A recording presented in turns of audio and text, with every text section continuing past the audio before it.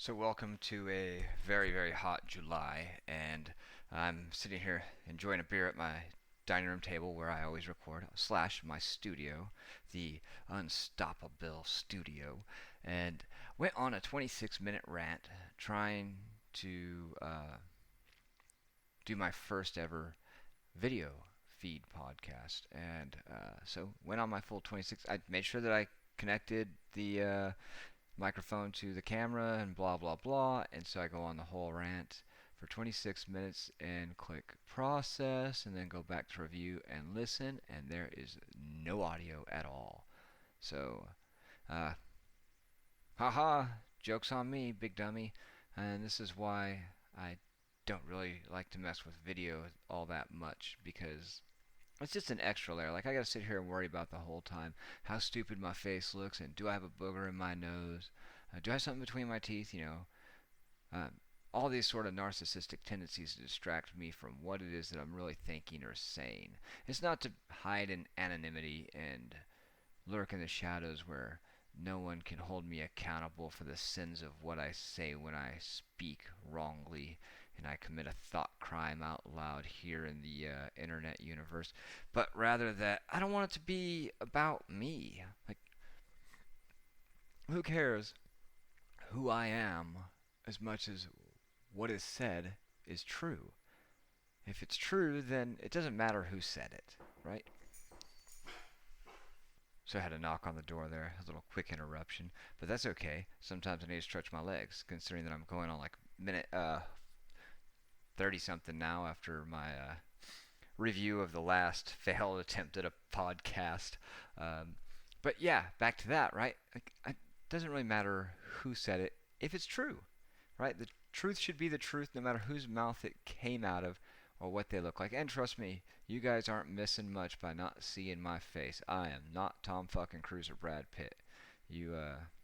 I've done you all a great service.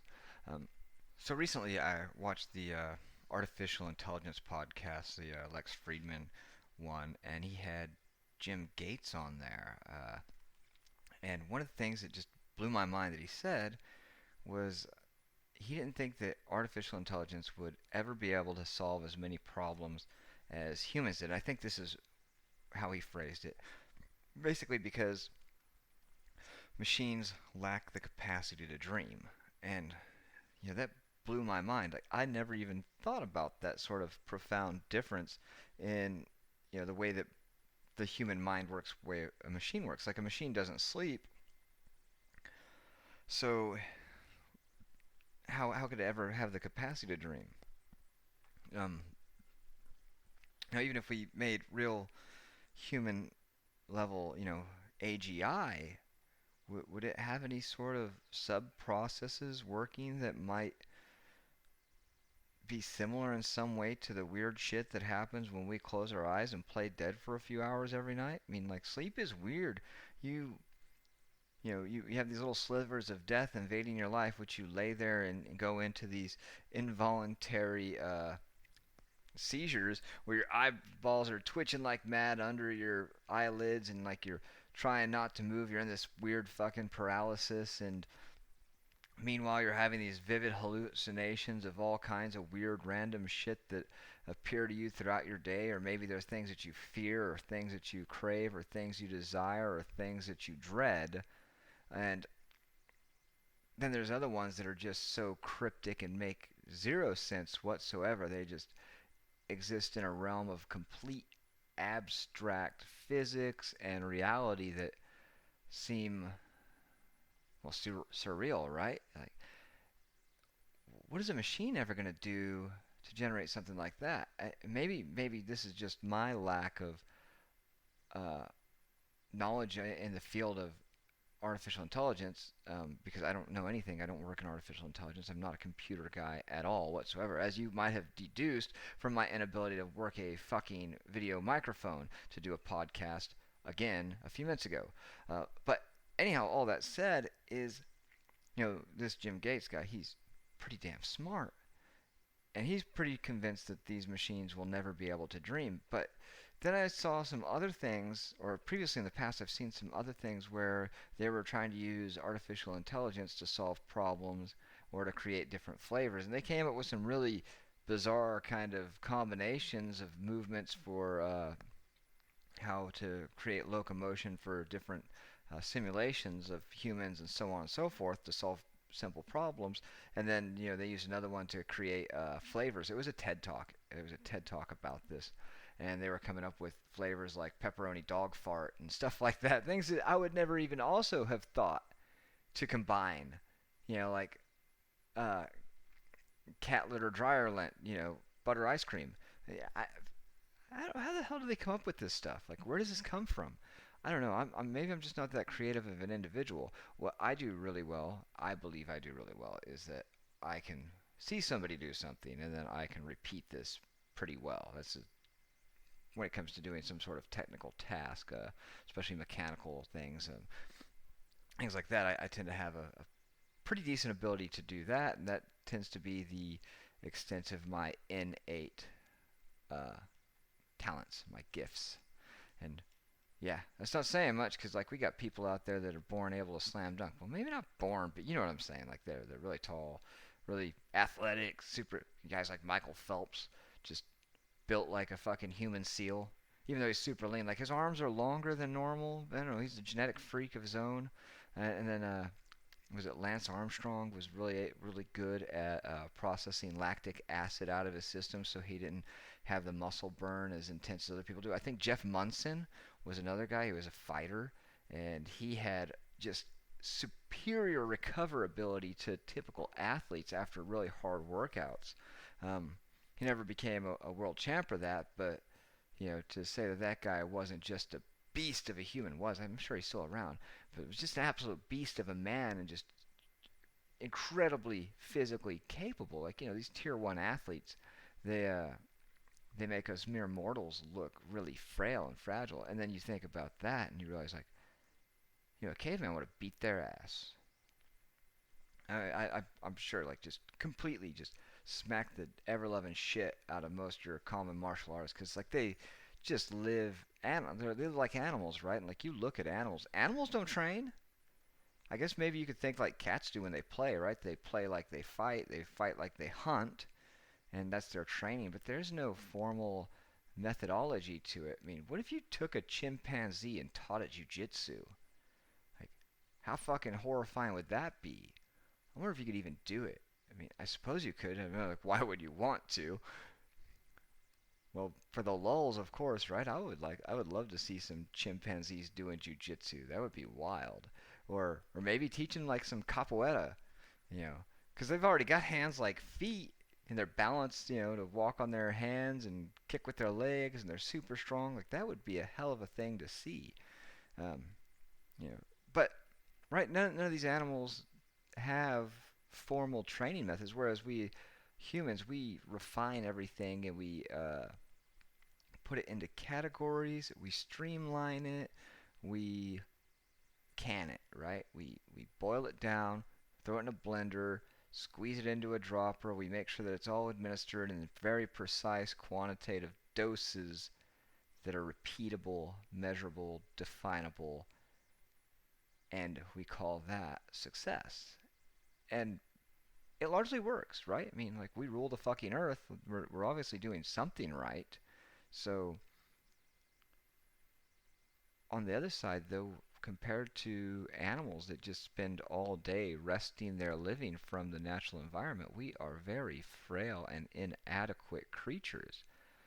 We have to rely on our brains, which, again, we rule the damn world. And we started out as one of those creatures, but we're steadily shifting from being one of those creatures to being this weird slug in a meat vehicle, a frail, sloppy meat vehicle full of genetic defects, heart disease, and you know, hypertension. And this is one of the things. Speaking of all these medical conditions, right?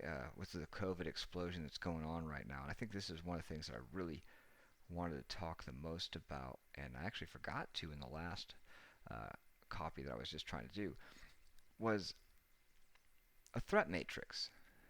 Like There's so much documented evidence that comorbidity is the absolute number one indicator if you will have complications with COVID. Now, it's not an absolute, right? It's not saying that if you have diabetes, you will have complications. You will end up in ICU. XXX and Y will happen to you if you have these. But what bothers me about this is that there is zero literature out there right now, and hopefully somebody's compiling this, as to say what are the probabilities that of hospitalization with each of these comorbidities, right? I think the comorbidities that I read were diabetes, hypertension, heart disorder, um, and then things like COPD, obviously other respiratory illnesses and cancer, right? Because people on chemo have a very difficult time already because the chemo is such a toxic thing that they put into people. Plus, they're already dying of fucking cancer. I mean, the last thing they need is COVID, and this disease attacks immune cells, and people already have compromised immune systems, so that just makes things worse. It's the whole snowball effect, right?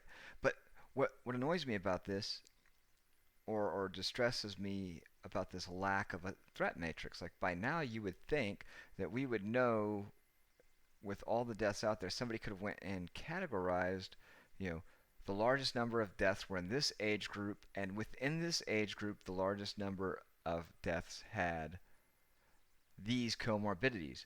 This comorbidity being the largest section, this one being the next, this one being the next, and those that had these combinations were in another group of higher elevated risk. And maybe this is like way too much uh, information for the casual person to interpret. Maybe doctors have this. Maybe this is true, right? Maybe this is something that physicians have access to. Because I'm sure somebody has had the thought of this other than my dumbass just sitting here at this kitchen table ranting to a blank screen.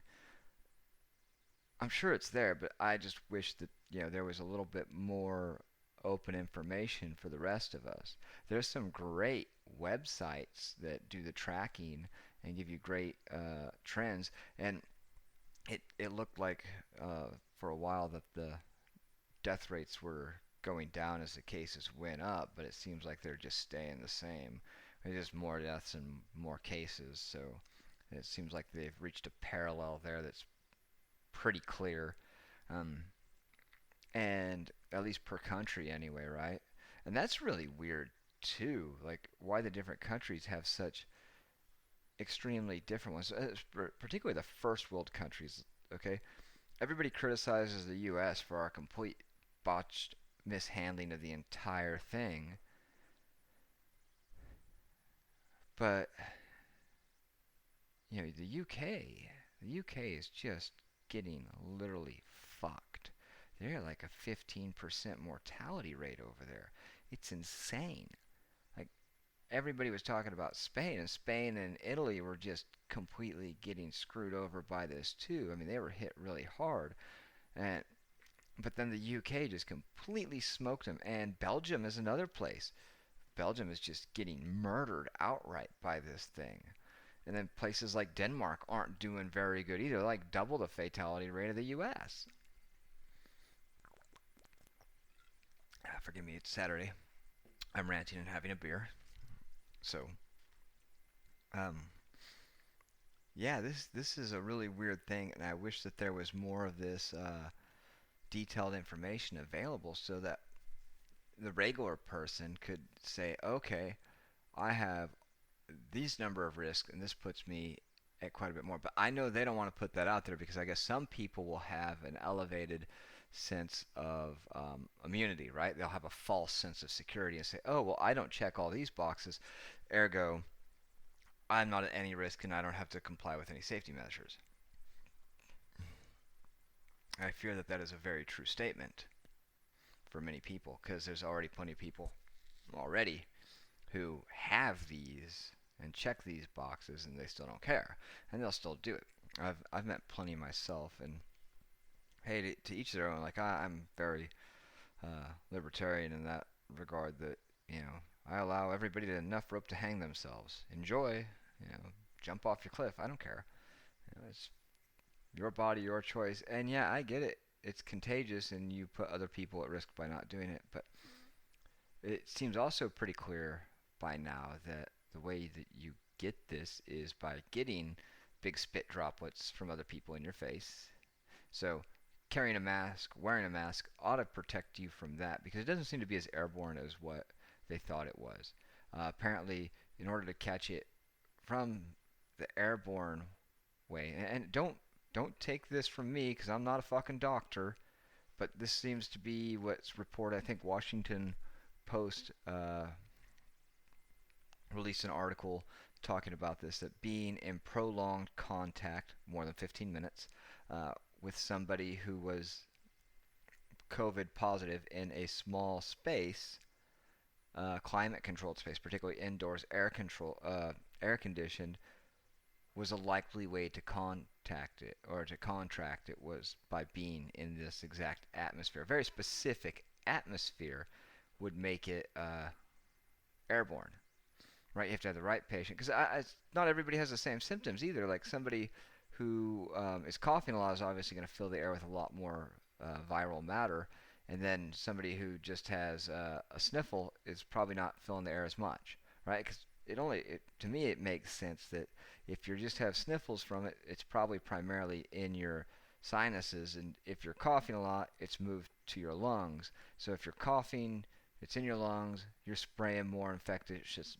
mass or spit into the air, and it's more atomized, right? The smaller particles can float in the air longer, and even though each uh, droplet has less viral particles on it, there's just so many more of them, and that balances out to getting the one big spit drop right up the wazoo, or face for this matter, or in your eye, right? Or mouth or nose. So that to me that makes sense. Like I can reconcile those in my head as being very similar and very practical ways to deal with this, and that seems more than adequate. So, and I've gone back and forth on this mask thing, but that's because there's so much conflicting information out there about it. Um, so I think something to look at there would be what type of mask to wear and for who and when and what circumstance. Now, I guess, obviously the N95 would be the best one to wear in all circumstances for both parties, but those things are very uncomfortable. And comfort's very important to the modern man. This is why we all have air conditioning and don't live in caves. I mean, there's some practicality in striving for comfort, right? Like when you're comfortable, you can do better work. Simple as that. The more comfortable you are, the more you can focus on the task at hand, and the more you pay attention to what needs to be done rather than how uncomfortable you are doing something. And that's practical, right? So, uh, people who complain about others taking their mask off when they're doing work, I understand, you know, if you work in an air-conditioned setting, then you're probably pretty good to wear a mask the whole time that you're in contact with other people. And it's a little silly to want to complain about it. Depending on your personal health and situation, um, it seems to be a very, very practical, simple thing that can be done to reduce your risk. Now, for people, like you get these guys who are like roofers and shit like that out there. Like I couldn't imagine these dudes trying to wear a mask.